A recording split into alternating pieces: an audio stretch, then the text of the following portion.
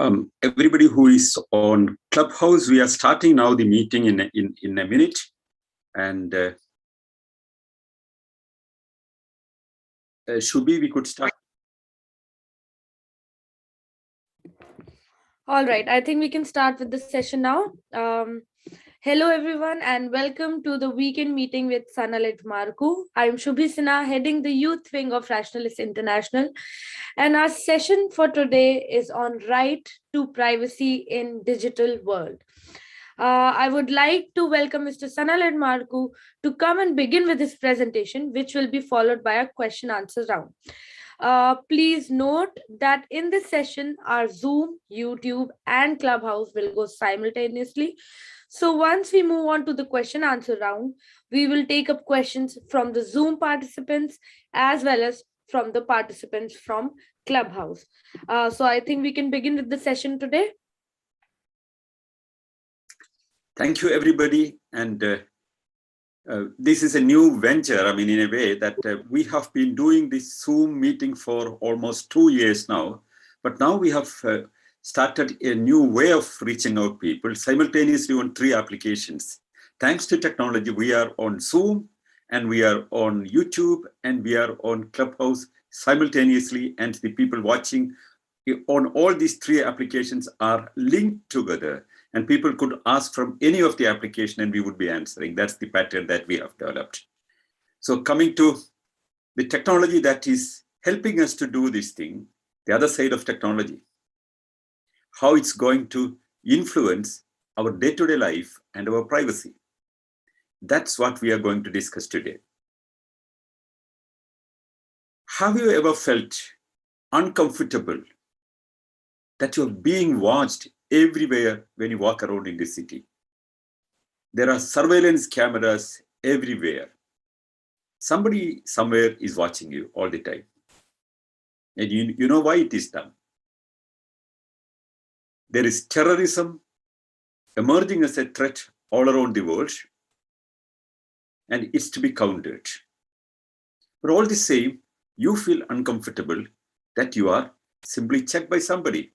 And you don't want to tell the whole world or somebody unknown somewhere where you're going and which grocery shop you're going to buy your stuff, or which street you are going to have a little morning walk, and whom you are walking with. These all are your private worlds. Nobody in the world should be able to know that is what you think. You're right. Absolutely, you have a right to think about your privacy. And what is privacy? Privacy is your right to be yourself. Your right to be what you are, and your right to decide about what you want to be in your life as an individual.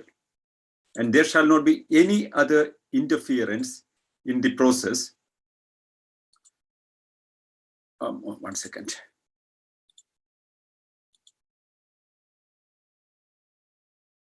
It's one small thing. Shubhi, can you just pin the speaker? I mean, because okay, I'll do that. Yes. Yeah. So in a practical reality, this would mean that your privacy, your way of thinking, your way of doing things, and whatever you are doing in your life should be your world. And nobody should be able to peep into that. Only to the extent that you allow, it should be possible.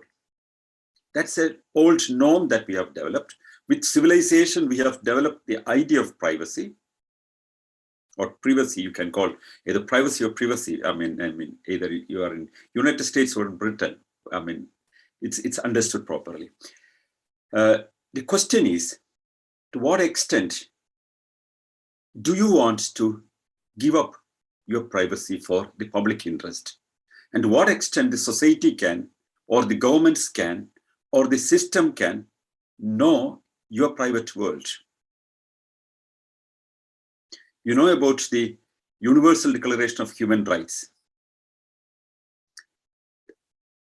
At that time, privacy was not such a big issue that came into a part of the Universal Declaration of Human Rights. It's not there. But later, there is an Article 12, which speaks about the rights of privacy. That speaks that no one shall be subjected to arbitrary interference with his privacy, family, home, or correspondence, nor to attacks upon his honor and reputation.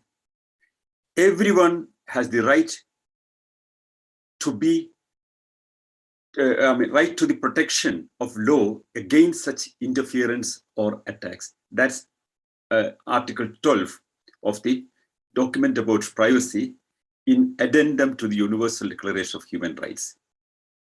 But with the new terrorist presence everywhere, do you think that you have that privacy?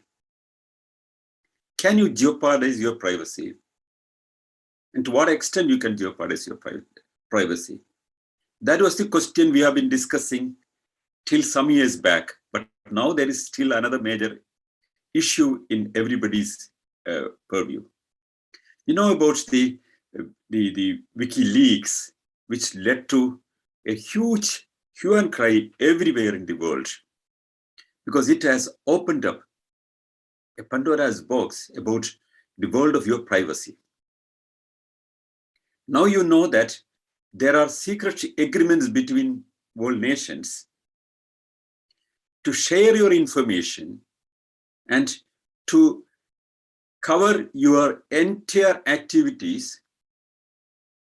If necessary, they could get all activities of you on the internet, which will give access to what are you searching for, what are you reading, what are you watching, what are the sites you're visiting, what kind of products you're buying, what are your interests. Everything is open to some other people.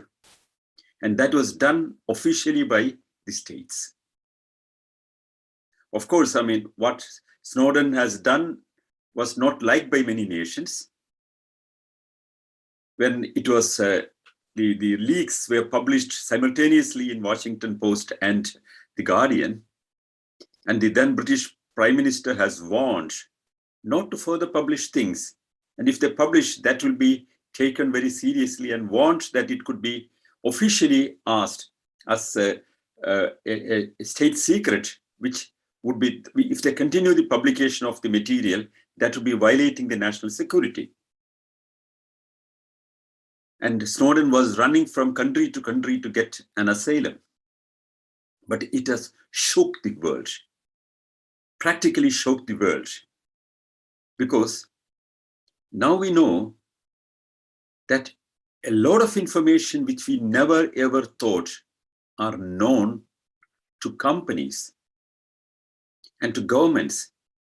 And they're keeping this information, disseminating this information, and they are working on this information. There are bots and there are spy on computer that can further investigate on the basis of what you are searching and the entire world that you are dealing with. If you open the camera of your computer, no matter whether you have opened the camera in working, but still the cameras could be started, and every single activity that you're doing could be simply monitored by somebody. This was done by intelligence agencies earlier, but this could be done by anybody who could hack. So now we are thinking about a new set of laws that should limit the interference into our privacy, either by the state or by the corporations. The corporations are doing it as well. You know that, for example, Facebook. I mean, it's well known that Facebook is collecting a lot of information. It asks us permission to give our information. And I mean, of course, we sign up and we give our consent to get a lot of information about us. In fact, nobody would read the long 6 or 7 pages of the consents that we are agreeing to. I accept. The moment you sign it, you are agreeing that a lot of things about your entire internet activities are being monitored, are taken into a storage of information about you, and then Starting from there, whatever advertisements you are seeing on your sidelines, when you're watching the internet, whatever advertisements you see, and whatever you see on Google, for example, on the sidelines, what comes and what comes at the top, all these informations are based on your interest, which was monitored by somebody. The whole advertisement on the internet is working on that basis. One could decide to show you a product by knowing your location, knowing your age group, knowing your buying patterns, knowing the brand selection that you have, and knowing your general interest on different things, and show you and bring you products according to your interest, so that the marketing is sharp edge to your requirements. But can this information, which is collected, without you properly knowing what was being collected, can this be used for some other purpose? Can this information be given to some other companies in a way when this information is used in an advertisement which is, paid by some company on Facebook or on Google? In fact, though the deep edge of this information is not available to them, practically the entire information is made at their service and it's reaching to you. This has opened up a serious question about the security of your life, your thoughts, your world, and the whole idea about human freedom that we have been developing was questioned by this process. So therefore, there have been very serious international movements to ensure your privacy. Coming to what the privacy would mean, that also we have to understand before coming into that, and how it is being taken in different countries. The whole history of the right to privacy was coming, back from 1800s already. The individual has the right to decide about his life, and he has a right to keep it secret to anybody whom he does not want to share with. For example, what's the money that I have in my bank account? Who should know it? Can the person who is looking after my accounts in the bank access to the information, which I don't want? Unless there is a criminal investigation, nobody should be able to know what is the money that I am transacting. And nobody should be able to know where I have an account. And for example, where I'm staying. These kind of rights were almost guaranteed over the years with the growing movement for privacy. But everything has changed when we shifted to the online forum. Now the traditional banking has changed to online banking. The traditional shopping has moved to online shopping.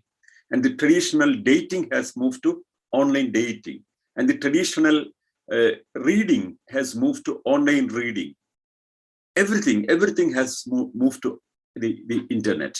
And that's where the new challenges on your privacy is threatening you. And like any other good things in the world, there are some spiders, some webs are there.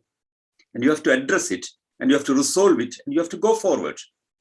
Not that you have to go away from internet, not that you have to go away from all these new technologies and applications that are developing. You have to use it. You have a right to use it. And you need to use it because you want to be updated about everything. But all this same, you don't have to jeopardize your rights while using any of these applications. That is what was taken very seriously, some years back in European Union. And there is a new understanding about the right of the individual to have his or her privacy in European Union.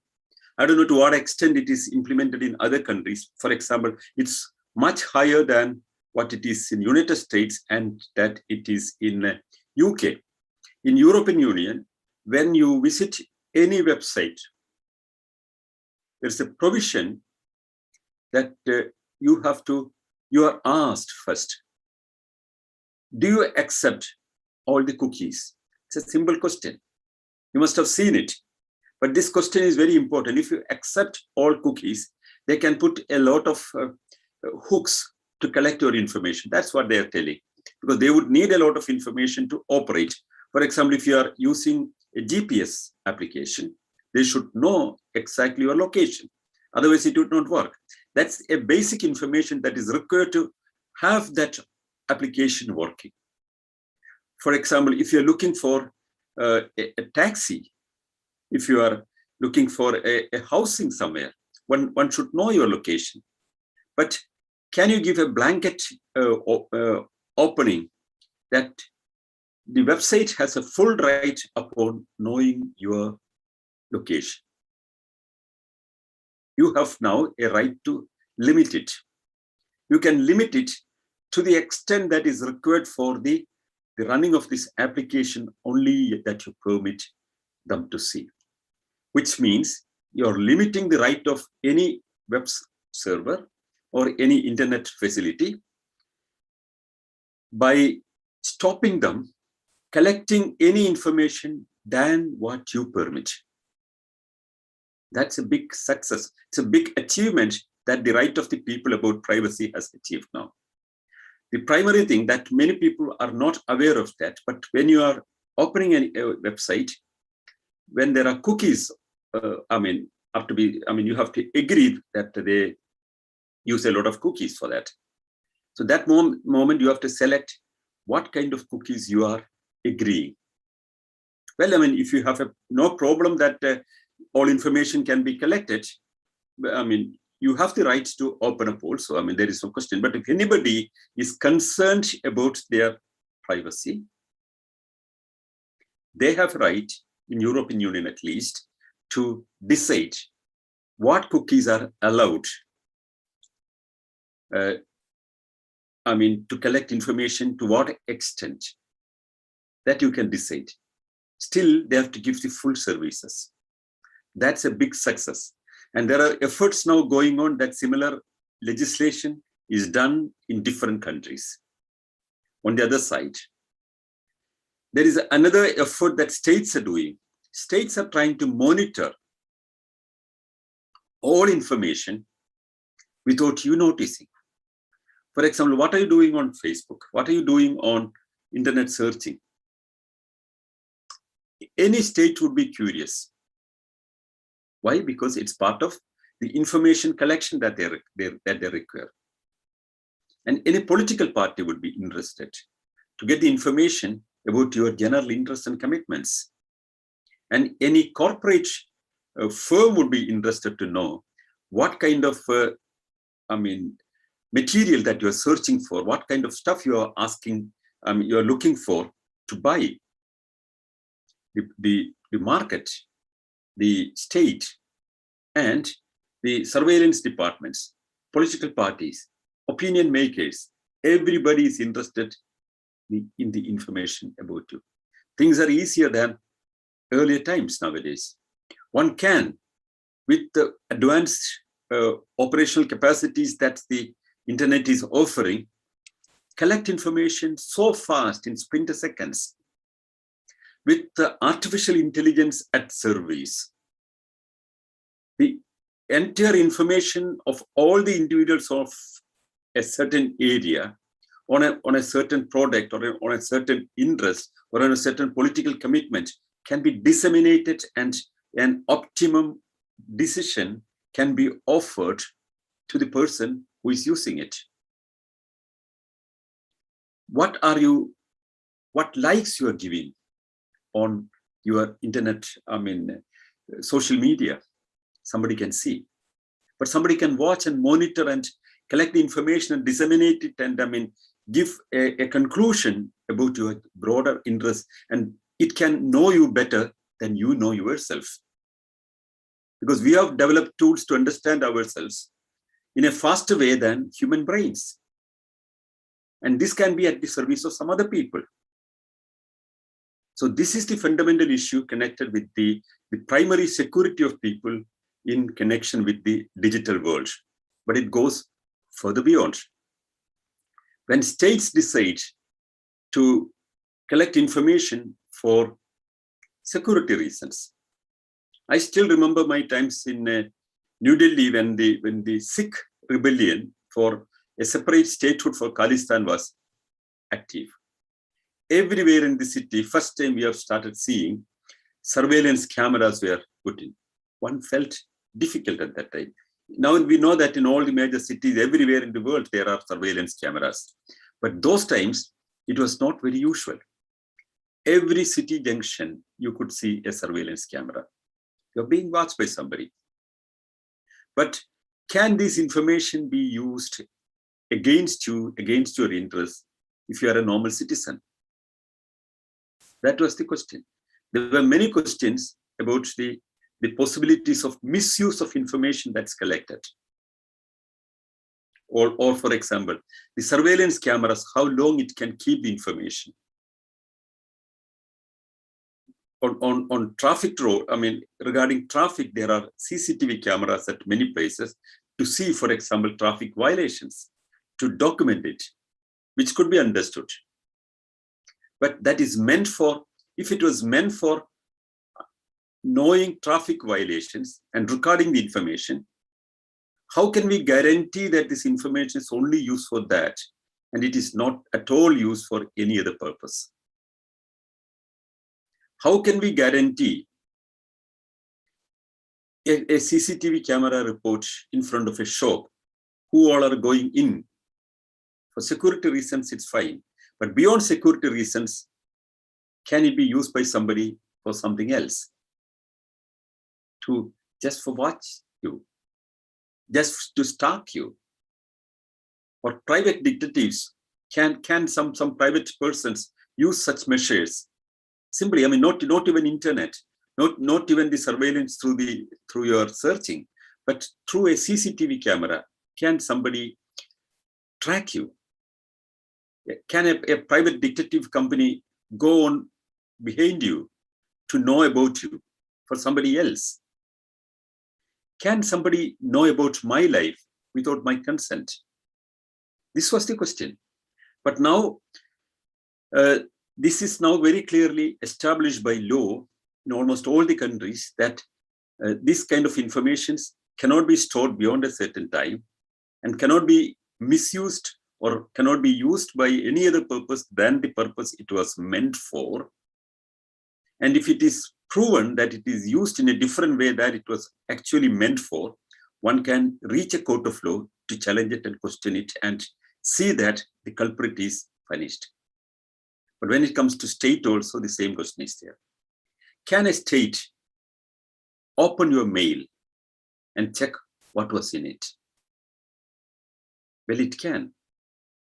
If something is very important happening, and if there is a terrorist attack is expected, and if somebody has to be watched carefully, can one's mail be opened and checked?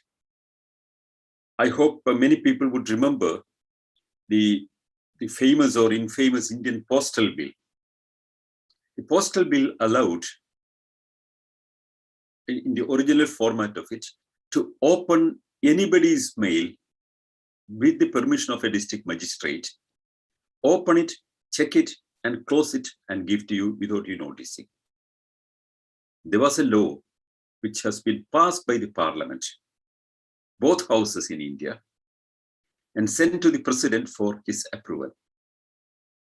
As per the laws of India, the president normally has to sign a bill passed by both the houses of the parliament. But he has one provision: to keep it with him for 6 months without signing. And he has also a right to send it back for the reconsideration of the parliament because he thinks it's not right. So I think it was K.R. Narayanan who was the president of India when this bill came. Narayanan, as he was, I mean, one knows that, I mean, he was a civil rights person. He was a civil servant, and he was Indian ambassador to China and United States, and he was, I mean, vice chancellor of many universities, including Jawaharlal Nehru University, and he's a person with a very clear social understanding and commitment. K. Narayanan refused to sign this bill. He kept it for 6 months, and just before the expiry of 6 months, he sent back to the parliament asking for reconsideration. The parliament can still pass it and send back to him. Then by law, he has to sign it. But when a president sends it back to the parliament, it has a huge moral pressure on the parliament. It says that it's not okay just to do it. That's what he wanted. He sent it back, and the bill never came back to him to sign. It was not presented again to the Indian parliament. So that bill is not there. Therefore, your mail cannot be intercepted by the state in India unless there is a court order to do it. I mean, only when there is a serious threat about the security of the nation, it can be done. Your phone cannot be tapped. Nobody is legally allowed to tap your phone, though agencies would do it still. But legally, it's not possible without an order from a certain authority. And that has to be in black and white, not just a word. Nobody can hear somebody's phone. And even if somebody hears unauthorized, that cannot be provided or presented as a proof of anything. There can be casual conversations. Out of context, it can be taken differently. There can be jokes which can be taken seriously. There can be little humor which could be taken as evidence for something. So this is a very tricky area, and only when it is permitted by a certain level of authorities of investigation, nobody's phone can be tapped by law. So that is guaranteed in many countries. It's a question of privacy. I'll tell you one small example of the respect for privacy regarding photographing a person. Many people now, without thinking, photograph some people whom they are seeing elsewhere on a crowd, you take a photograph. But by law, in most of the civilized world, it's a crime. You cannot take the photograph of a person without that person's permission, unless the person is a public person of a certain level. For example, a celebrity comes, a movie actor comes, a politician comes, a very famous person comes. I mean, people could take photograph, and that's taken. It's allowed. But if the person says no, it's not possible. You cannot show the face of a person even on a news of other people who are not connected to that if they are in the picture. No, you cannot keep those pictures. You have to blur their faces. If you are showing a video of somebody in connection with the news, and there are other people who are not connected with that news in that picture, no television is allowed to show those faces. They have to put a blurbing image that the face is not shown. Children's picture cannot be shown on a video, on a public video which is seen by everybody, because children cannot take a decision for themselves. And anybody who takes a picture of a child, if it is presented publicly without their permission, if the parents' permission or the guardian's permission, it's not legal. That is all respected. Many people do not know it. I wanted to tell a story about my own experience when I came to Finland first. I was seeing my first apartment to stay, and the estate agent was showing me an apartment, and there are some people staying there. So I wanted to take a photograph of this apartment to be shown to one of my friends how it looks like. I wanted to take a picture of the interior of the house. So the estate agent immediately, when I opened the camera on the mobile phone, no, you cannot take a photograph without the permission of the people who are staying there. They're staying for 3 more days. So without their permission, you cannot take a picture of any part of this house. And that needs a written permission from those persons. So they said, there is no problem, you can take a photograph. No, that was not enough. They had to write on a paper that they have no objection if I take a photograph, and they have to make 2 copies, one given to me and one given to the estate agent, because he was also a party witnessing that. And then only I was allowed to take a photograph. That's how the laws are. When you want to take a photograph of a person, you have to ask the permission of that person. Nobody can simply take a photograph. Nobody can publish somebody else's photograph without their permission. There are laws to stop all these kind of things. So all what you know, what you should know about your privacy, many things that you are worried about, is that you have rights to control, to decide about what level of privacy that you want to keep. There are protection measures for everything. Because when, for example, when the state is making a surveillance somewhere, if you don't want to be in the picture, you can look for places, you look for routes where there are no surveillance cameras. You can go through that road. Therefore, where are surveillance cameras are to be told. You know that when you are driving, there are cameras to take photographs just to know whether you are overspeeding or not. But by law in many countries, if there is a camera taking a picture of your car, you are to be warned beforehand.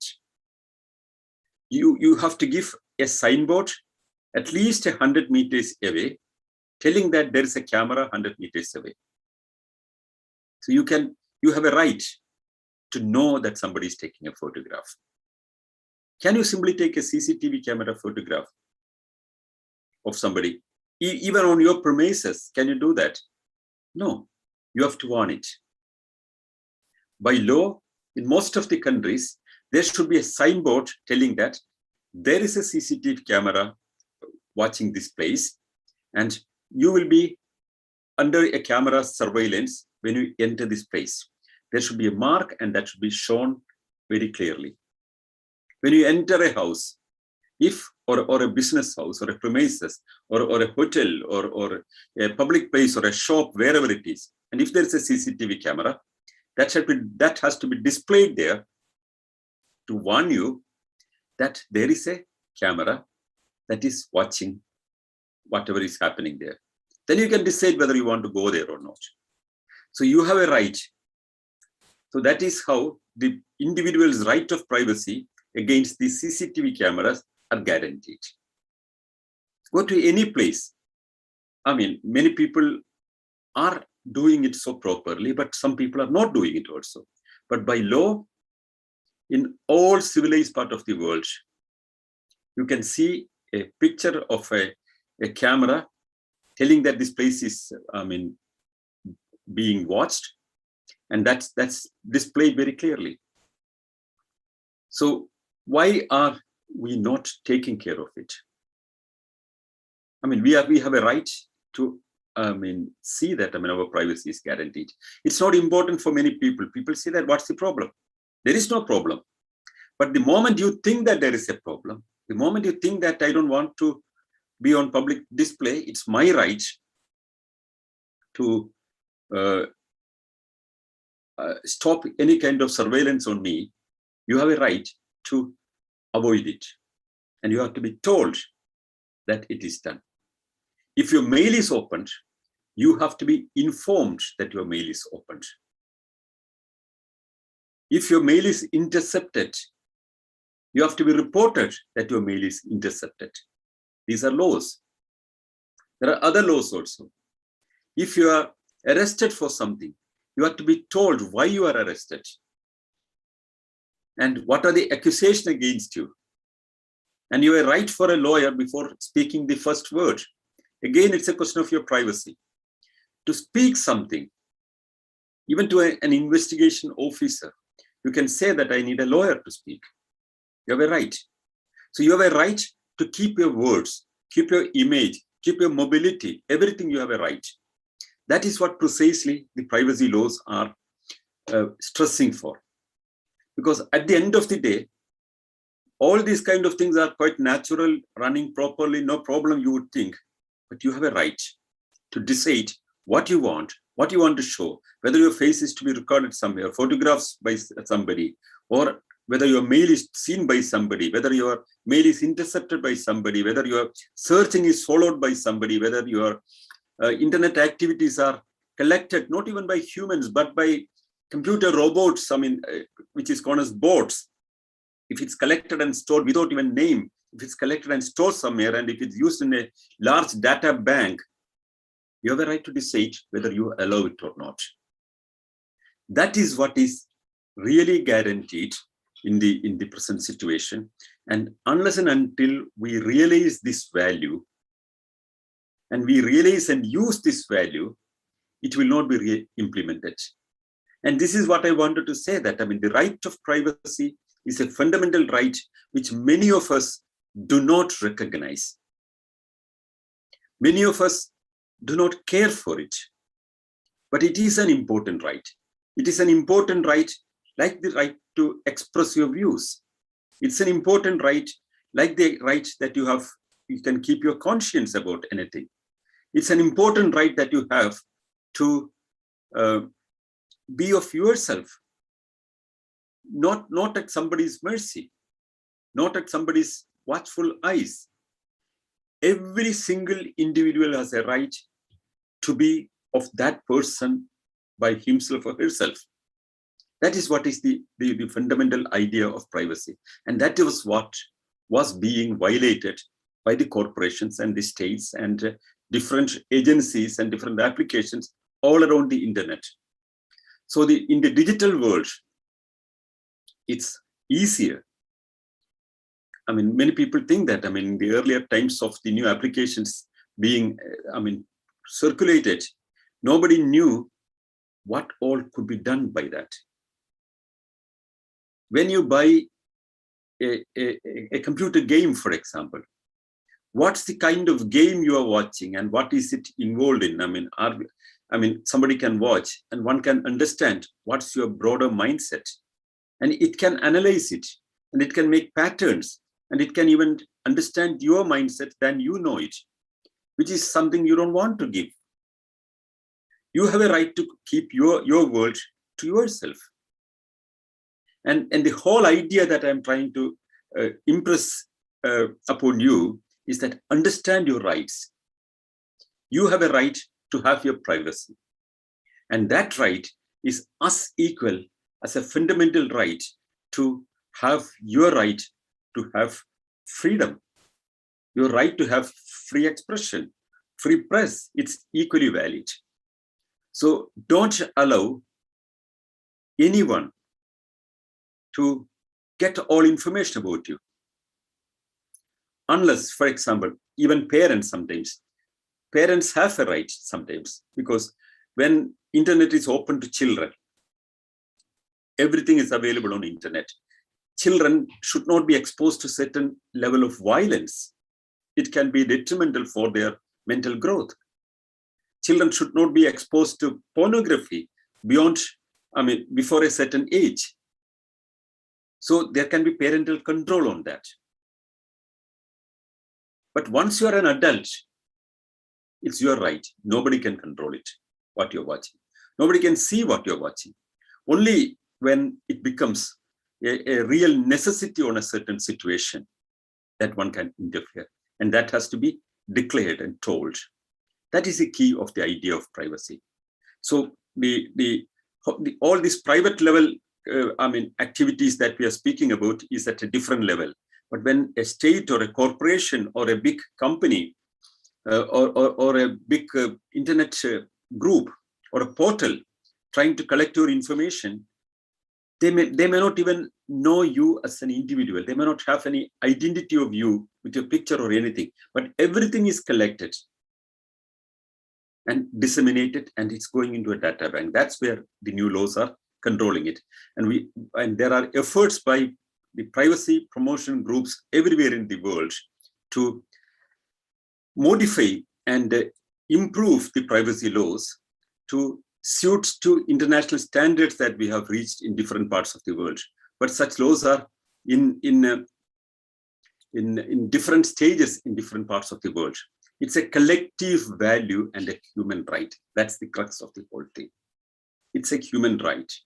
It's a new value that we have developed, that every individual has a right for privacy. And nobody has a right to ask about these kind of things. What you are eating, it's your private world. Unless and until you want to tell it, it should not be expressed. It need not be expressed. When you are introducing yourself to somebody in many countries, especially in the developing countries, India, for example, what people would ask is, what are you working? What's the salary that you have? Are you married? How many children you have? It's none of their business. It's none of the, the whole activities that you are probably going to do something commonly with a common interest on a basketball team. When you join a basketball team, it's nobody's interest to know what's your salary and what's your job and how many children you have and what kind of profession you are in or where do you stay beyond the practical information that where you are coming and going connection with your transporting. So one has to understand that the least information possible is what should be collected. You have to have information about people. If somebody is missing, of course, one would be seeing, where the person has gone. In that situation, yes, one would be, looking for information. If somebody is, suspected to be a terrorist or a criminal, yes, then there should be an agency who should decide. It cannot be a single person or a local police officer who does it.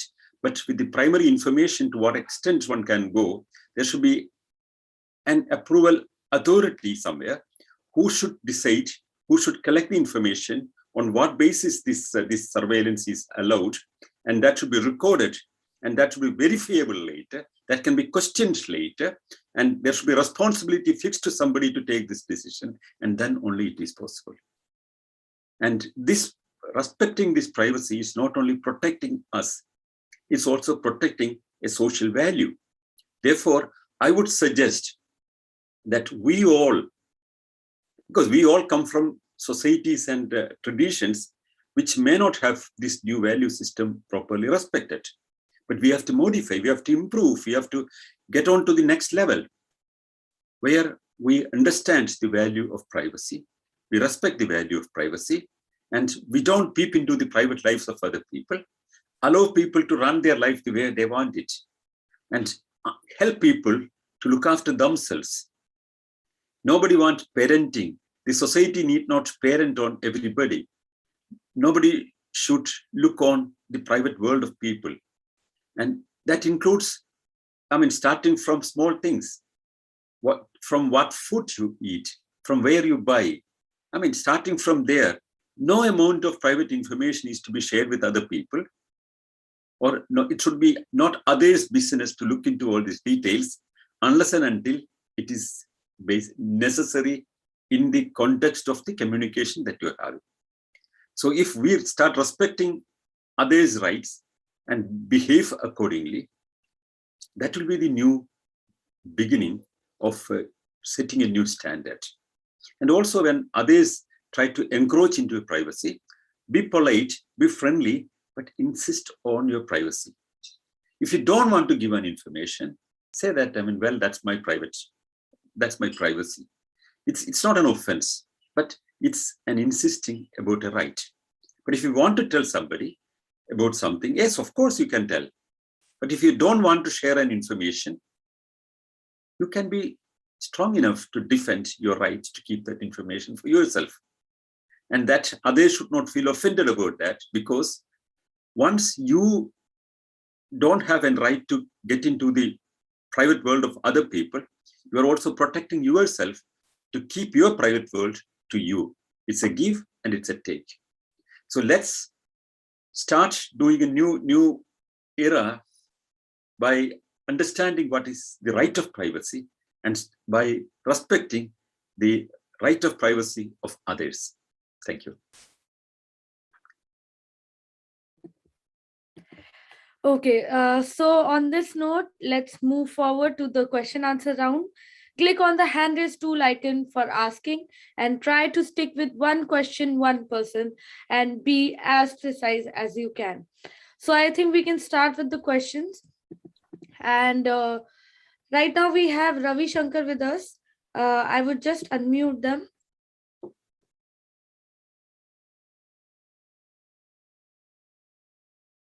Hello. Shubi, you can unpin now me. I mean, the speaker who's speaking, when you speak also, I mean, yeah. Okay, yeah. Ravi, can you hear us?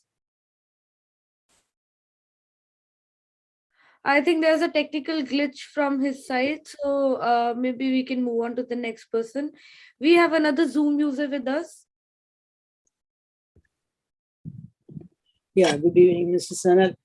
My question is, I heard that before we passing a message or communication, there is 4 other people watching it or going through with them. You are the 5th person in that process. Is this true? This is what I heard. I don't know if they are doing it for security purposes or criminal movements or the policies and procedures of Google, YouTube, and Facebook. This I don't know. I heard that. Yeah. Sorry, that was a glitch. You can continue, please. Yeah. So, did you understand me, please, sir? Did you hear? No, I didn't understand the question. I didn't understand the question. Yeah. Okay. I heard it is said when you telephone or you communicate with anyone through Facebook, Google, or YouTube, you are the consumer. Myself, I am the 5th person in that row. I don't know, this is done due to the policies and procedures of the institutions or safety of the country, or I don't know what are the interests. This is a true story or is a made up story? I don't know. Do you know anything about this? Yeah, Google. Are we the consumer, yes, the 5th person? Now, I don't know the 5th or 4th, but for example, when you search anything on Google, it records a lot of information about you, but nobody is actually watching it at that moment. No individual is watching your information, but it's collected, it's stored, it's disseminated to decide what kind of advertisements are to be shown to you. But you can decide at what level of privacy you want, and you can even stop that. Can I add something to this? Please. Now, there is a questions are asked to Facebook, to Mr. Zuckerberg's company, that January 6th was propagated in the knowledge of Facebook. Why didn't he do something about it? It's going to be heard in the Congress, as far as I understand. So, I don't know if this is true or not, but I think this is in progress. They are enquiring all this because the cases are still going on. It's very, very alive in the United States, Yeah, I mean, it's these are 2 different things. Google is one company and Facebook is another company. And Facebook has agreed that it had limitations about, it has been collecting information, it has been storing information, and the chief of Facebook Zuckerberg has come to the Senate and a committee, and he has answered questions and he has apologized for it, and he has agreed for improvements, and still there are questions coming up. So all these companies are successful not only by selling advertisements but strategizing the whole information by collecting information only. And to what extent they can do that is their interest, and what extent that has to be stopped is the consumer's interest. So that's an ongoing struggle. Every company, every organization would like to get this information and use it for their benefit. And then the state can interfere and the people can press for it that our information should be controlled and nobody should be able to take away our information. That's an ongoing struggle. That's precisely what I'm speaking about. I'm not going into the fine details of what the Senate has asked Zuckerberg or not. That's not the question what I'm suggesting. I'm suggesting the question that we have a right to stop it. And that has to be enhanced and that has to be increased. And more rules should come to stop all these companies to collect our information. They can provide an information and they should be able to use our information only to the extent that we permit. And that is possible in the European Union. That's not possible in United States now. One last, may I request something from you? It's a last request. Could you discuss the dangers of lives regarding Mulla Periyar and also the lives of the border? Now like you Pakistan? No, that's out of question. I'm requesting, can we discuss one day this, I don't know if I can ask. I don't know how relevant that question is here, but of course, I mean, Mulla Periyar is a dam in the southern part of India. There is a state, namely Kerala, and there is a question of a dam security is being issued. And you want me to discuss about that now? No, it's not possible to discuss now. But in my Malayalam session, of course, one can discuss it another day. It's not connected with this issue. How about the lives? Excuse me. How about the lives of the border? Like by Pakistan and China, those people are get murdered almost. Is it connected with this topic today? I know, another day.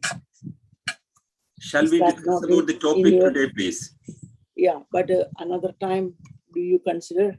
I would not answer that question now because that's not about the topic today.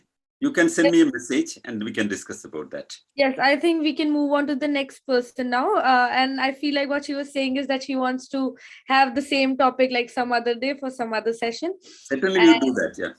Absolutely. So I think now we can move on to the next person. We have Ravi with us again. I would just unmute and see. Hello. Hi. Yes, sir. Hello. You are audible now. Okay. Actually, sir, it was a very informative session. I have two questions, sir. One is, in a political science perspective, would you consider right to privacy as a natural right? Yeah, yes. Complete the question. Yes. Would you consider it as a natural right? And another question is, even if I'm losing my privacy, I'm getting technology as an advantage. I'm giving my privacy, I'm giving my information to Apple, and they are enhancing my experience of the use of the device. And if I give it to Google, they are giving me targeted ads I need what I want. Instead of getting too many ads, I'm getting what I want, right? That's my question, sir. Yeah, I understand. I mean, you see now, earlier in the beginning of all these applications, and for example, Apple, Apple is not collecting that kind of information that Google is collecting, but most of these applications have been collecting a lot of information beyond any control, beyond any limit, and that has been going uncontrolled for a long time. Now that there is an international awareness about this issue, they are all asked to give an option to the consumer to decide what level of interference on your privacy or your private information is allowed by you. You can decide. For example, you can turn off your location. Then your location is not seen. For example, then there are issues coming. If you turn off your location on your mobile phone or your computer, and you are trying to use GPS, it would say that I cannot use GPS because your location is turned off. So then you decide, open the location. Then it will ask again a question, only for this application at this time or for ever. So you can decide that only for now, only when this is open now. So you can decide it. And after that, you can decide to off it. So one needs more and more awareness about these applications, and there should be education. I mean, right from the school time, there should be education about the rights of people, the right of privacy and its application. So that is what is required by understanding the right of privacy. Will that clear your question? Sir, but it is enhancing my technical use, right? Like it is enhancing my device experience, and it is giving me a targeted ad so that I don't go to the wrong place. It is connecting me to the right place. Yeah, the whole question is the new way of, our internet usage. It would require a lot of new knowledge about using these applications. That is why the skill of using these applications have to be introduced to children from schools, and there should be more and more public understanding about how to use and how to control the interference into your privacy. The whole question is connected with your understanding about the whole thing. If you are not a person who is savvy to technology or the software applications, then you are easily opened up the whole thing. That's one of the limitations that many people are telling also, because many people are not that technically savvy people. Like you were saying, it is the awareness which is needed, but not the entire elimination of data collection. No, I would say the data collection should be limited to what we agree to. That's very simple like that. I should be able to decide to what level of information I want to give. Nobody should be able to collect any information beyond my permission level. And that should be an option for me. And for that, one should have more and more awareness about the use of this application and how to stop this interference into things. I can decide to give certain information, but I can also stop certain information. It's my prerogative, and that should be respected by the company and the state and the applications. Yes, sir. Okay, thank you. And another question. Now we have to stop because you are going on and on, because we cannot occupy. No, sir. It's a different. No, sorry for that. Because there are so many people waiting to ask questions. Now you are on the 5th question. Right. So I think we would go to Clubhouse now. All right. Okay. Yeah. So yeah, before we take up more questions, let's go on to the Clubhouse questions, and then we'll come back here. Okay. Yeah. That can be heard in Zoom also. Yeah. Next, Madhu can ask question. Yeah, thank you, Sanal bhai. Actually, the government regulations may can ensure the safety of these private enterprises stealing our details. But how much it is possible if other countries who scavenging our details in any other countries? I hope you got my point. Yeah, that's an important point. I mean, for example, one government can decide what kind of what kind of privacy laws are in practice in that country. You can do that, of course. But all the same, some other countries can have a different kind of laws which would permit everything. So that's why I said the example of European Union. In European Union, if a portal is operating from European Union, or if it has a reach on European Union, the moment you open, it asks about the cookies level.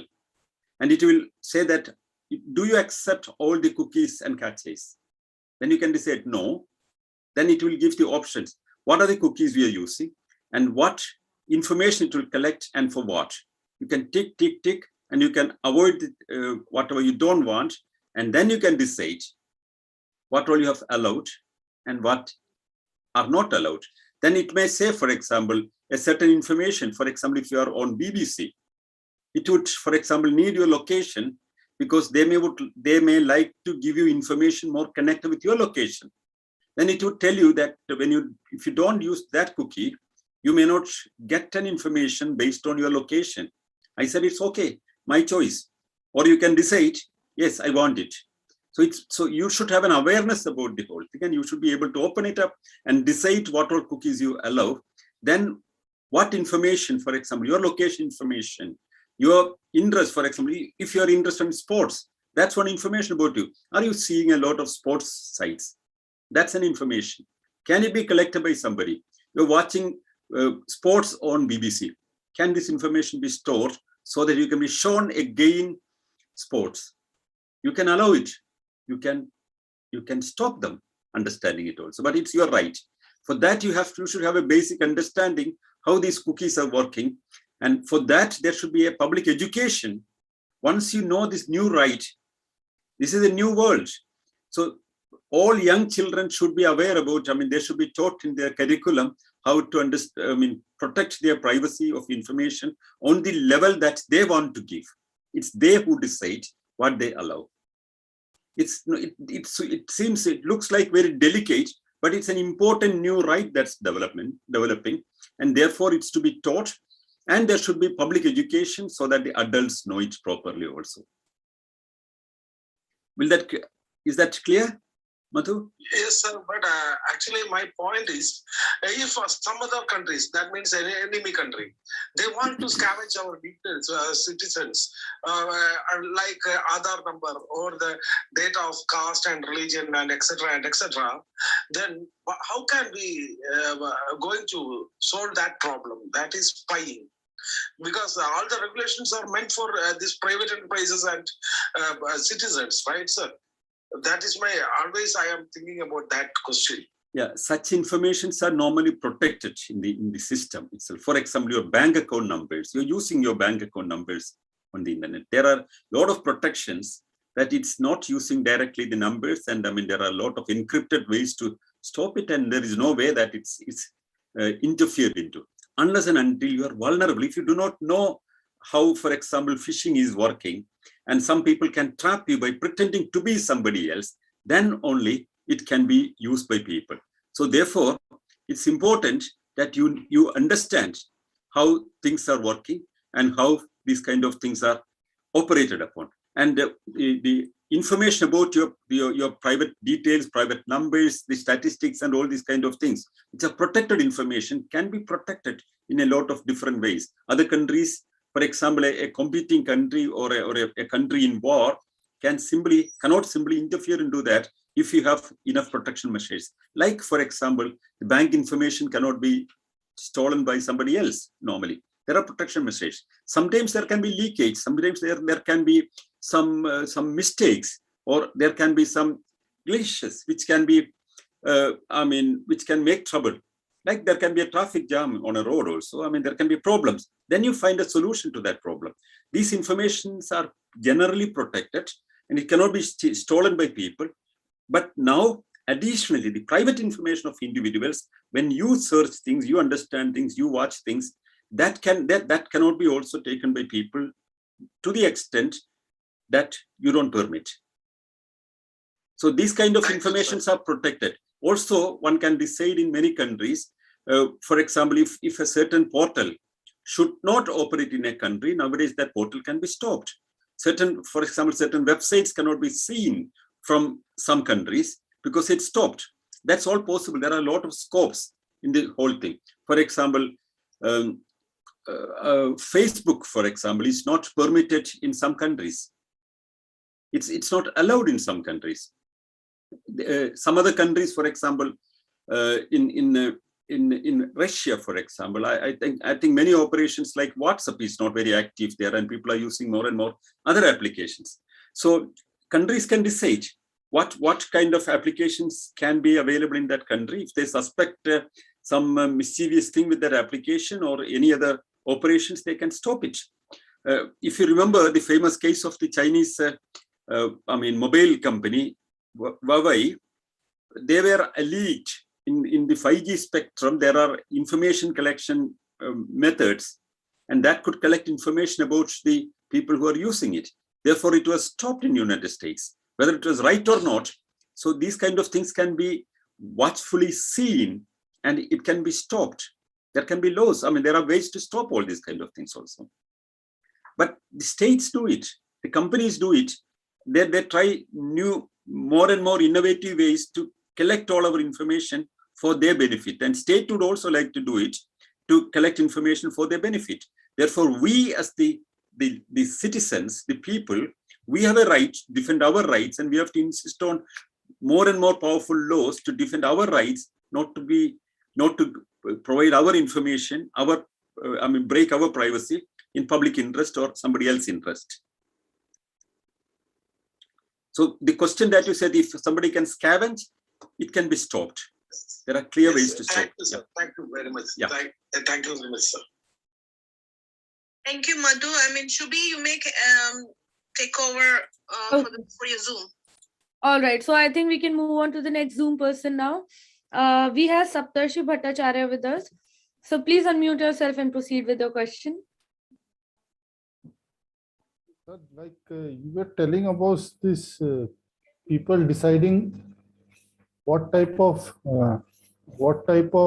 privacy they can, means what type of access they can give. So what type of education should be given to the school children? Because we have so many rights in our constitution. I think 6 or 7 rights are there, but right to privacy is not in constitution. Right means right against exploitation is there. I believe right against exploitation can be used as right to privacy, because whatever the data is collected, it will be exploited. So what type of education in the school should be given so that the students understand what is privacy and how it affects them? Because otherwise people will not understand. The other question is, every right has a reasonable restriction to it. Like there is a freedom to, gather and make association, but there is a restriction. You cannot make a terrorist organization. Or there is in freedom for equality of jobs in public sector, there is restriction that SC, ST, OBC quotas are there. So what type of restriction should the rational people propose, so that when the restrictions are put, those are rational, justified restrictions, not some whimsical restriction which many governments put in the name of reasonable restriction? Yeah, what I feel is, 1 second, let me see if what I feel is the fundamental question that you said, that's, as I understand, is to what extent this information should be given to people, whether it can be protected by law. Primarily, there is no law clearly speaking about, at least in the Constitution, it's not mentioned as a fundamental right to privacy. Also in the Universal Declaration of Human Rights, it's not mentioned. It has been added later as an additional statement. Right to privacy is mentioned. Right to privacy is guaranteed in many constitutions as part of the whole package, or there are new bills passed to provide you protection. But the whole question is to what extent it is to be implemented. It has to be implemented at the higher and higher level possible. And we have to fight and fight, like the consumer rights. The consumer rights, it became 1960s when the consumer movement began. I mean, the rights of the consumer was very limited. Now the consumer has much, much more power than earlier. Similarly, the right of the individual about the privacy is more and more enhanced by demanding it, by forcing it, by telling to people, by bringing in public attention and articles, and by making new laws. If there are not enough laws, we have to make new laws. And to what extent it can be interfered, that's what I said, at certain times for public interest, it has to be interfered. When it is interfered, but who would decide? Not some anonymous person somewhere, not some hanky-panky people here and there who can decide about our privacy. There should be a responsibility fixed at certain level. For example, if somebody's privacy has to be interfered, somebody has to be watched or monitored. So then there should be an authority responsible for that, who should sanction it. And that person should be responsible if there is a mistake in the judgment. And why a person should be monitored, or his internet activities are to be monitored, or his phone is to be monitored, has to be reported with facts and evidences to the authority, concerned authority. There should be a responsible person for that. And this person should verify it and give the sanction, all in black and white. And when later it is informed, once a certain period it is performed, and after that, it can only be allowed for a certain period. And after the period, the person whose information was collected should have a right to know that his information was collected. It cannot go anonymous. If somebody wants to collect my information for any reason, there should be an authority who should decide, not anybody who wishes to do it. And that authority only should permit it. And then he is responsible for that decision. And later, I should have a right to know that my information was watched. That cannot be, covered up. I have a right to know later that my information was verified. And because of this doubt, this suspect, I have a right to know it. And once I know this information, and if it was absolutely baseless and a fictitious ground, I know which officer has granted it, on what grounds, I should be able to go to a court of law and challenge it. So a responsibility has to be fixed for that. So unnecessary interference can be stopped by fixing the responsibility to a certain officer and with clear conditions, and my right to know that I was under surveillance for a certain period. And that is because of this reason. I have a right to know about it. And that has to be respected. That is one possibility of handling it. Every time, like a person is arrested, he has a right to know why he was arrested, under what law he was arrested, and what was the suspect. He should know it. He has a right to defend for himself.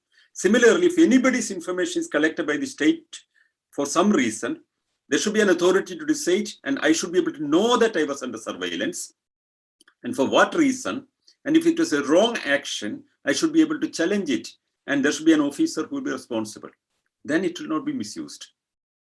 That's one way of solving it. What do you think about educating in the school? Because right to freedom, right to, these are taught very thoroughly. But right to privacy means privacy as such is not taught, not even in school. It is a part, in some law college or somewhere. So I think with internet and digital world coming up, it should be an integral part. So what are your thoughts about it? Absolutely, I fully agree that. Because even the right to have freedom, the right of free speech, the right of free expression, even these are not taught in our schools. Our fundamental rights are not part of our curriculum content in these schools. So I would suggest that many things that are not taught now are to be there in our schools. For example, the new value system that we are trying to highlight, like the spirit against discrimination, the right of the individual to be respected, the right of equality, and the right for legal remedies. Everything has to be, these are the fundamentals of our living. These are to be part of the primary education. That includes, I would say that the right to privacy, right to free speech, right to respect others, right to live in harmony, peaceful coexistence. All these fundamental values should be part of our education, including the education about the environment, ecology. All these kind of things are to be part of the education. And protecting our privacy. Privacy is not being secret. Being secret and privacy are two different things. Being secretive is another thing. But even somebody has a right to be, if somebody is secretive about oneself, well, he has a right to be secretive. And there is no doubt about that. But right to privacy is has to be respected by the society, and that has to be taught in the schools as a primary value. I fully agree with your views on that. Thank you, Bhattacharya. Yes, I think now, do we move on to the clubhouse? Or? Yes, clubhouse, yes. Okay, and then we can continue back to Yep. questions from Zoom. Hi, thank you, Shubhi, and thank you, Sanal. And now, Rahul, over to you. Hi, I suppose I'm audible. Recently, I came to watch a video in Netflix regarding social dilemma, in which some ex-techies are claiming that the social networking companies are using highly integrated AI algorithms which track us each and every time we get into a social network, and we are in 100% surveillance, in which they tend to make us addictive and use these networks many times, more time, spending more time on it, thereby even hacking our ideas, even our votes, even our by selling their products and making profits. So these ideas can even hack our ability to vote. So it might even affect our democracy. How really concerned this is, or maybe it's something they've exaggerated. Rahul, that's the question we are discussing. These were possible 3-4 years back. For example, in Trump's election, how a lot of fake stories produced from a small country like Macedonia has influenced the whole decision making, has been seen by the whole world. How it can be influenced. Therefore, any information that is coming, we should have a right to verify the authenticity of that, number one. Any information can be on the internet and it can be spread like wildfire. that doesn't mean that it could be correct. So there should be ways to check information and stop information which are false. That's number one. Number two, the information collected about us, our political activity, political leanings, our economic activity, our interests, our entertainment level, what kind of entertainment, everything is market. Even our political views are market.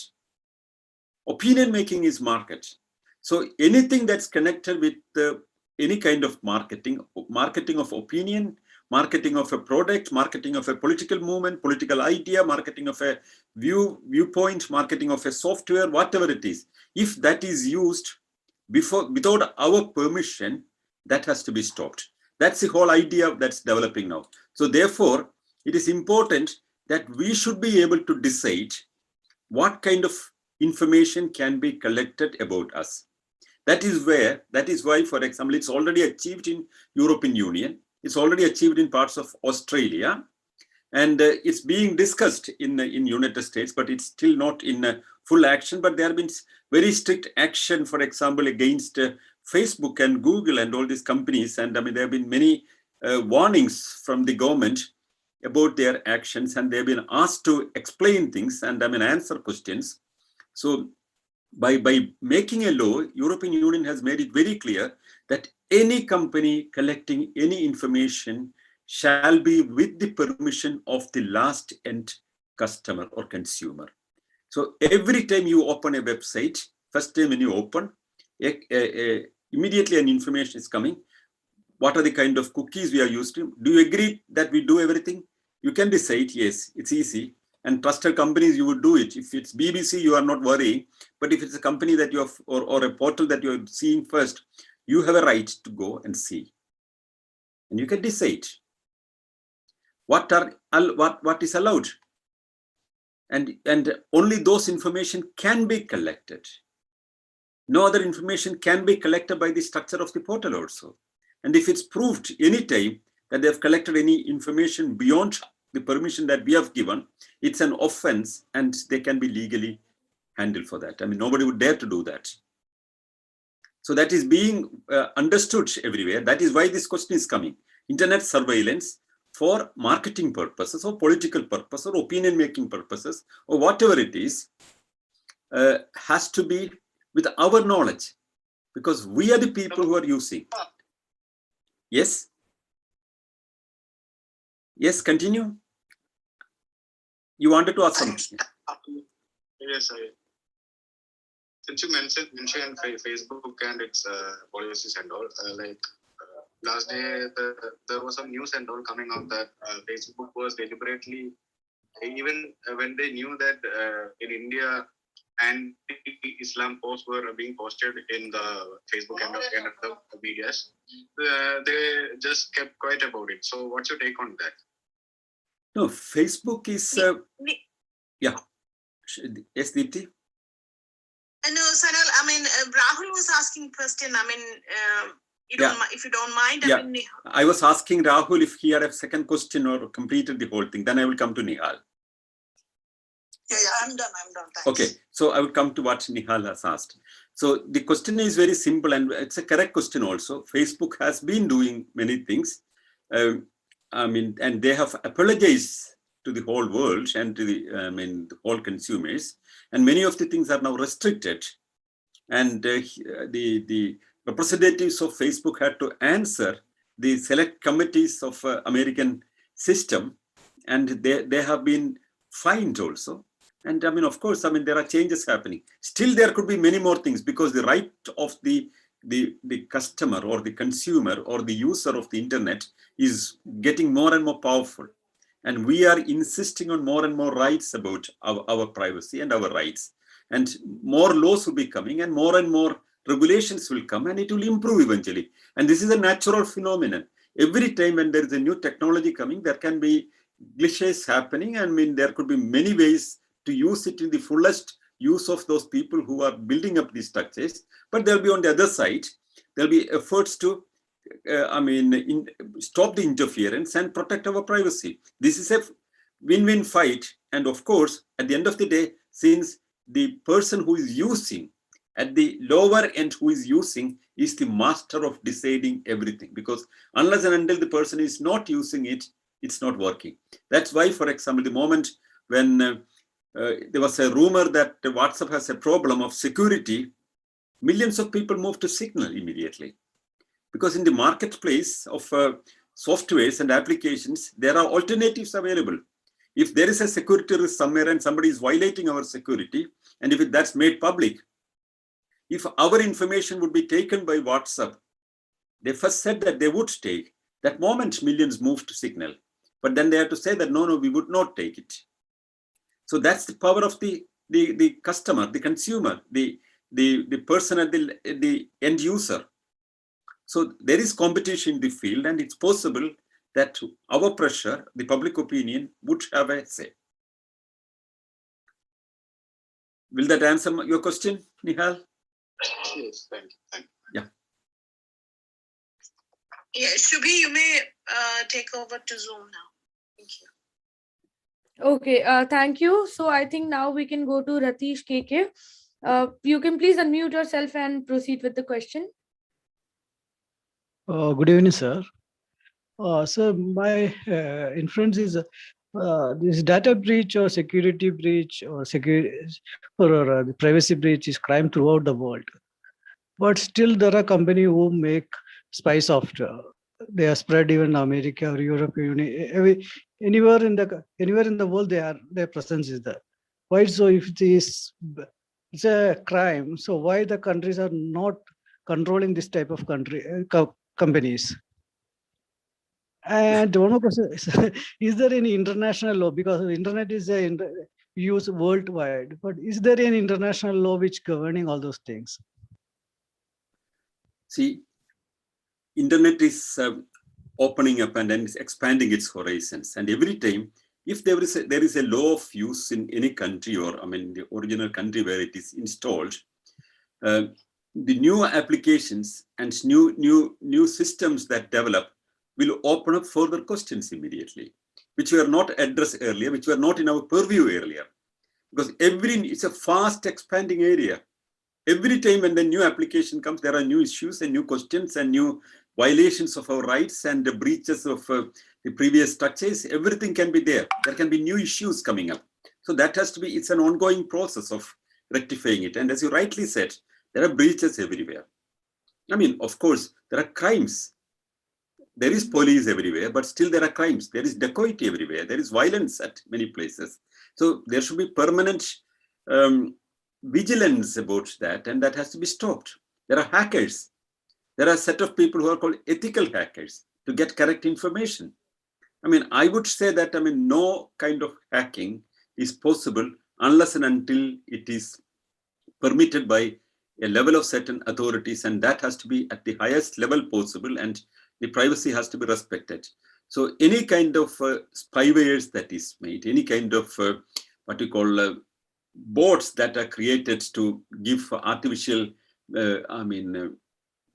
sending structures and all these kind of things are to be controlled, are to be monitored, and there should be monitoring agencies. But still there would be, agencies and viruses are there with all our efforts to stop all these viruses. Still there are viruses, new viruses coming, but we find immediately antivirus to handle it. So this is an ongoing process. It's a permanent fight.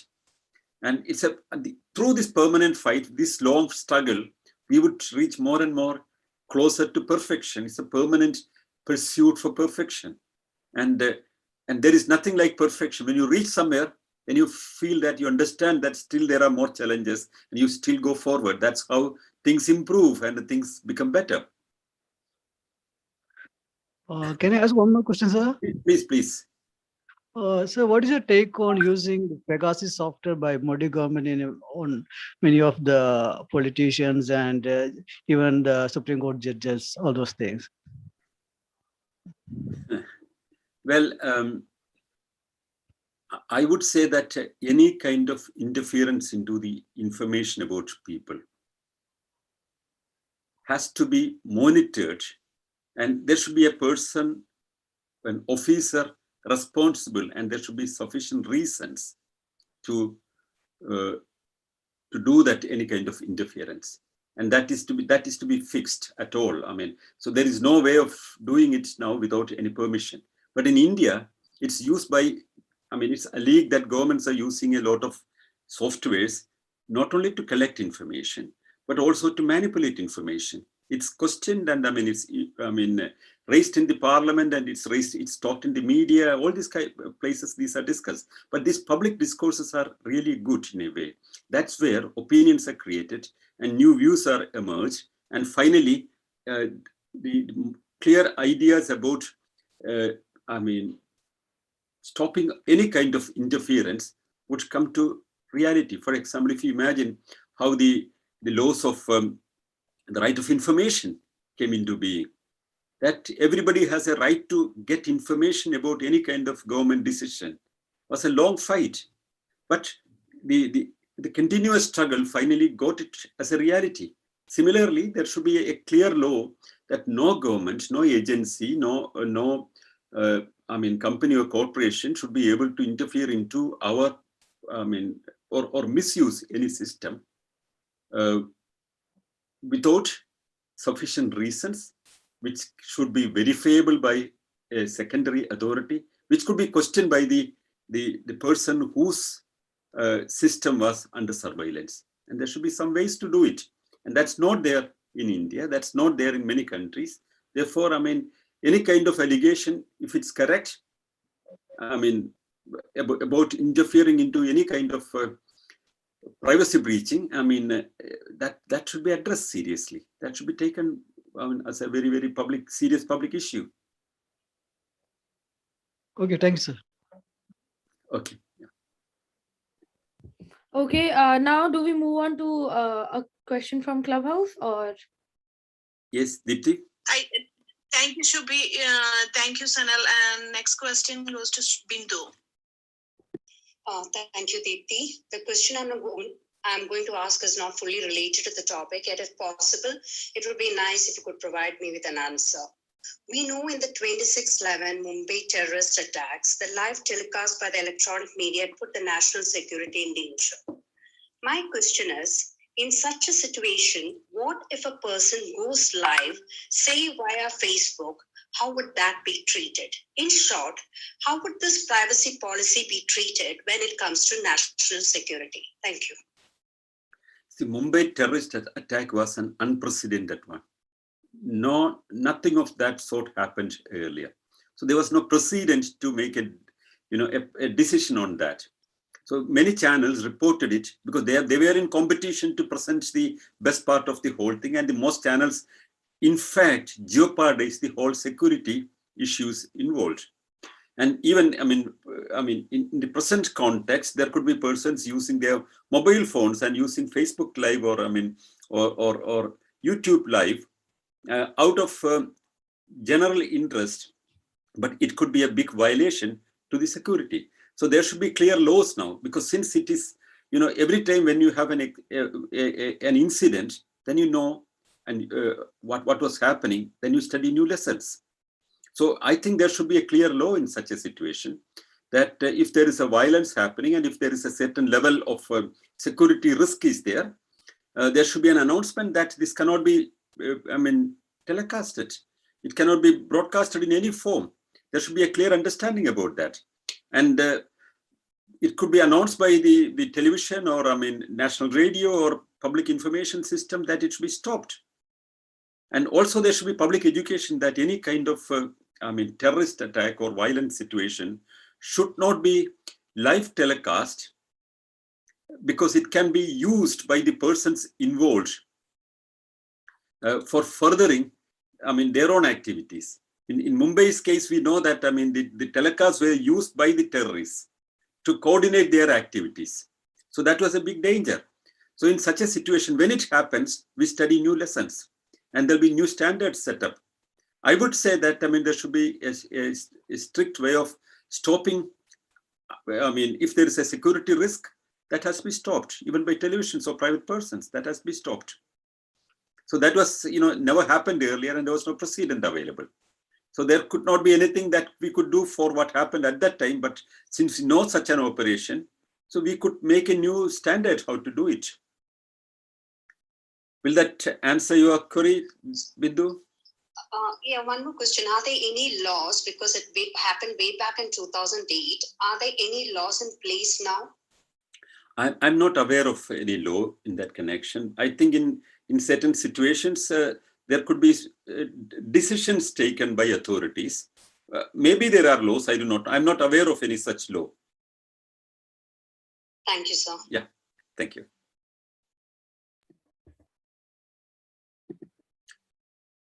Any more questions from Shubi? Or Clubhouse. If Ajo has any question, that's it. Otherwise, Shubi can take over if there anyone. Okay, I think we are done with all the questions in our. I'll just go. There is a Ravi has asked. There is a hand from Ravi. Okay, yeah. So you can unmute yourself again and proceed with the question. Hello, sir. Right to privacy, is it a natural right? Yeah, I would say that it's a natural right which we were not aware of earlier. Many of the natural rights, what's a natural right? I mean, every kind of fundamental freedom of the individual is a natural right. So the right to privacy, yes, it is a natural right, but right to privacy against any kind of surveillance on internet is an advancement of the natural right that we have with a new device that came in our lives, the internet. I mean, the computer, the mobile phone. So I would insist that right to privacy is a natural right. It's a fundamental right. It should be, though it may not be a fundamental right, or it is not in the Universal Declaration of Human Rights, but it has to be recognized as a fundamental right, and it has to be accepted as a natural right. It's equal to right to live and right to have food. You should have the right to have your freedom and right to have your privacy. So it should be under the Article 21. It should be amended. Yeah, I don't know whether we can add any further fundamental right, but there can be new laws. There can be new laws, very strictly implementing new laws to insist upon the right to privacy.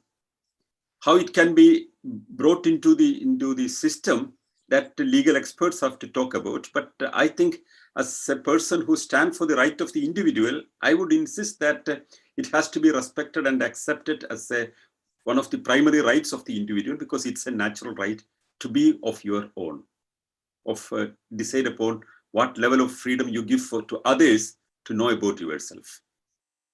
Okay, thank you, sir. Yeah, that was a wonderful session going on, and I would just like to see how was the response in YouTube. Let me see one second. I would have a look at the YouTube thing.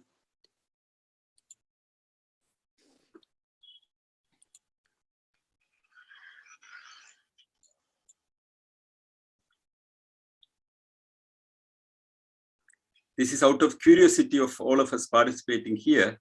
Yes, YouTube, we seem to have a very good response.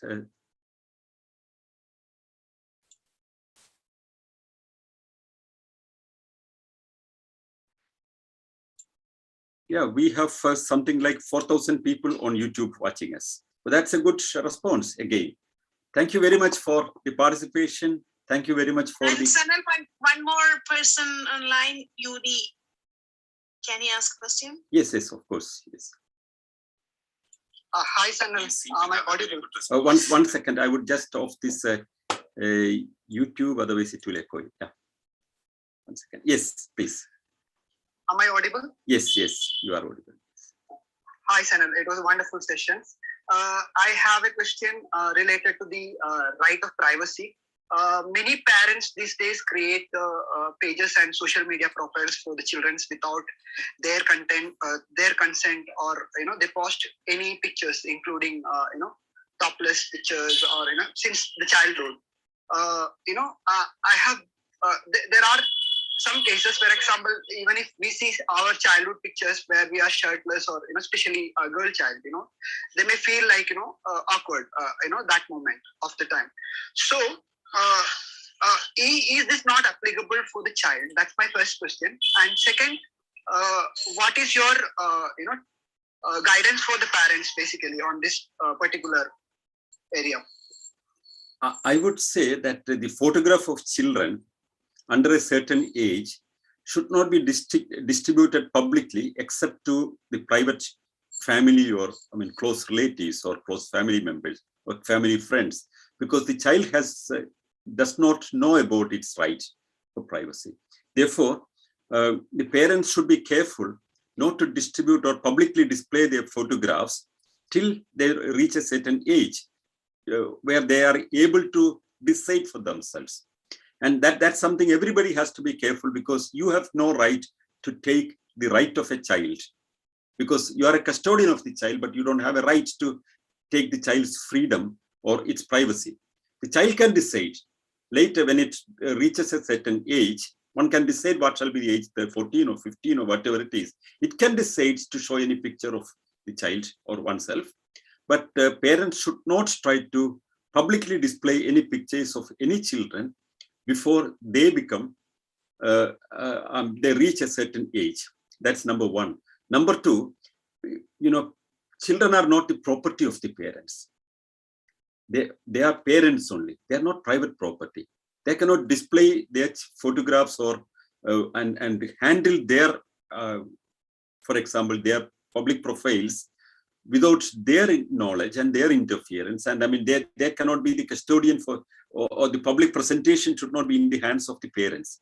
And a child, when it grows, should be able to challenge it if it's not acceptable for the child. As a norm, we should develop this idea that children should have the right to protect themselves, and when they are not in an age to protect themselves, nobody should take away their right, and it should be their right to decide whether their photographs should be shown publicly after they reach a certain age. That's my take on that. Thank you. Shall I add one more question? Yes, please. There is a lot of peer pressure on social media to look the best of themselves. Like though they are going through sufferings or depression, still they have peer pressure to look fantastic on the social media. What are your tips for these children, especially like teenage or the young adults, basically on building resilience skills, or accepting the way they are despite of their body image, self-esteem, and all those issues? It depends on the individual also. For example, if a child is in an activity, for example, if a child is a sports person or a dancer, for example, if the child is doing something of a public performance or something like that, that can be of course shown. But the kind of peer pressure that is on the child to show them differently than others or show them better than others and to modify themselves accordingly, that's all part of the society. So there's nothing wrong in that. For example, if everybody wants to look good, what is wrong in that? And what is good and what is bad is a private perspective. And if somebody wants to have long hair, and if one feels like good about that, what's wrong in that? Somebody wants to have a short hair, and if that's the kind of a peer pressure coming on them, and they should be able to do that. There is nothing wrong in having something unconventional anywhere. But the whole thing is when a person is not in the full control of that person's decision, it should not be done by other people. But once you are in a position to decide for yourself, maybe the age of 12 years or 13 years, maybe 14 years, whatever society can decide, then whatever, peer pressures are there in every society. And that's to be taken naturally. And whether you respond to the peer pressure or not is your choice. You can do that. You can reject that. And you can accept it. You can take it. You don't want to accept it, and you can simply make an anti-culture. Or you can make your own new way of presenting yourself. But these all should not be monitored or controlled very much by others. But especially children when they are in their teens or young 20s, they should be able to express themselves the way they want it without any interference. That's how the ideas of presenting oneself change, the ideas of fashions change, the ideas of looks change, the ideas of patterns changed, and everything should change. I mean, there should be new and new ideas coming, new ways of presenting oneself should come. And I mean, it all should be naturally seen and I mean, taken as the right spirit of going forward. Will that answer your question? To an extent, Okay. I think you didn't touch upon the resilience part. Maybe like how they can bounce back. They can bounce back by deciding for themselves. I mean, so what the way you want to present yourself is decided by you, and you can refuse the peer pressure. You can you don't have to accept that. It's your choice. It's, in society there are several streams of culture. Any kind of cultural pressure coming from a kind of a new peer value system pressed upon you, you can reject it. You see, your resilience is based on how you see it. It's based on your perspective, and you cannot decide for others. Every single individual has to decide whether one has to follow it or one has to have a resilience against it, or it's your choice. You don't have to judge others, and nobody should be able to sit and judge how others should behave, others should respond, others should have their resilience, because everybody has their right to respond to things the way they want it. Who are we to judge it? And who are others to judge it? I'm for total freedom of the individual. Yeah, thank you, Sanal.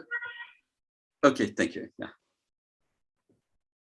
So I feel like we are done with the questions for today, and thank you everybody for joining. And I feel like it was it was important to know about the right to privacy, because even I've seen my friends, even though like now we have questions related to are you okay if we share your location or share your private information, people tend to not read it and just allow everything in their button. So I think the whole information to know what right to privacy is very important.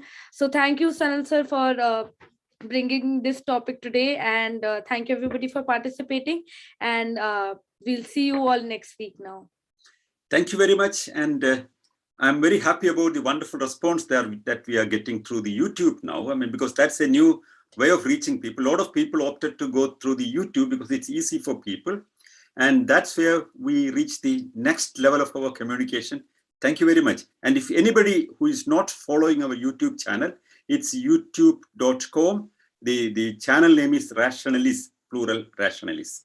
And those who are on YouTube, we have the Rationalist Club there. On the Clubhouse, we have the Rationalist Club. If you're not following, please follow us. And also we have other languages, like in Malayalam language, we have Yukti Chinta, another forum. And every Sunday we have a meeting in English now. And whenever we have a meeting, that will be now relayed on YouTube and simultaneously will be heard in Clubhouse. Thank you very much. Thank you. Thank you. Thank you, Shubhi, and thank you, Deepthi, and thank you, Ajo.